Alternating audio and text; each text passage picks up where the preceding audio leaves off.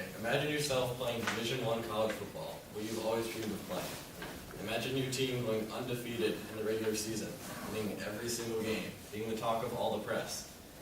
Now, because of BCS, your team might not be able to play for the national championship. The BCS is a series of 5 games at the end of the year, and it's determined by one formula, which is incorporated by polls from coaches and media writers, and by computer rankings. An article from the New York Times from February 25th, 2012 states that a playoff system will probably be likely for 2014 because the BCS has not done its job. I've watched countless college football games and watched every single BCS title game.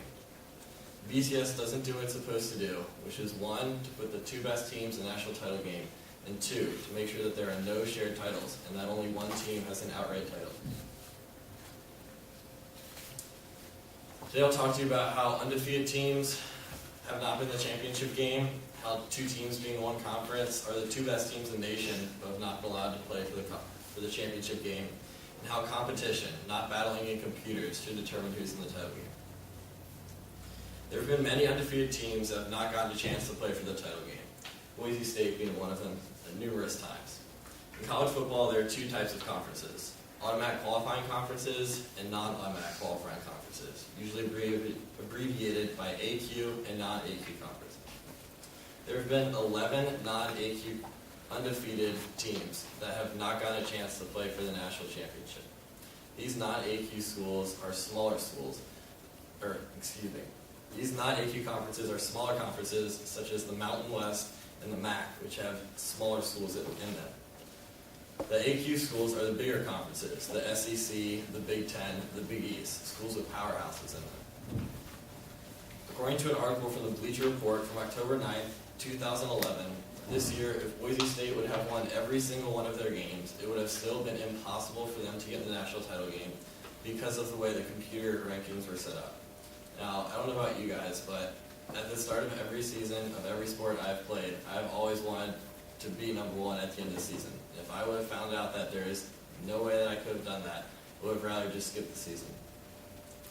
Boise State has had 4 undefeated seasons in the past 8 years, and they have never been allowed in the title game because their strength of schedule isn't good enough, which they can't help because they're in a weaker conference.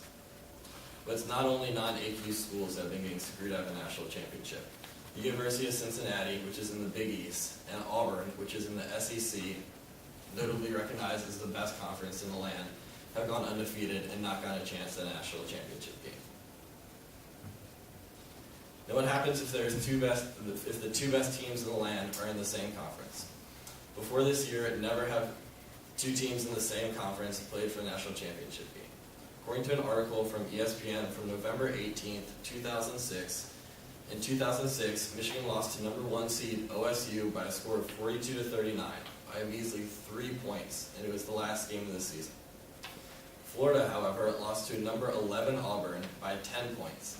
And because of the computer rankings and the polls from the coaches felt that they didn't want to see a rematch of the Michigan-Ohio State game, so they decided to put Florida in the game with Ohio State. Lastly, balloting and computers should not determine who is in the title game. It should be determined by the games won on the field. The BCS is way too heavily focused on the ballots from the coaches. What the coaches can do is all the SEC coaches, all the Big Ten coaches, all the Big 12 coaches can gang up and vote their conference higher than all the small conferences, so that the small conferences have no chance to get in the title game. According to an article from ESPN The Magazine from January 7th, 2009, Utah was the only undefeated team in 2008 at the end of the year. They beat 4 ranked teams. They even went down to the Deep South and clubbed Alabama in the Sugar Bowl. According to an article from the LA Times from January 5th, 2004, the BCS had just one job, which was to make sure that there were no shared titles.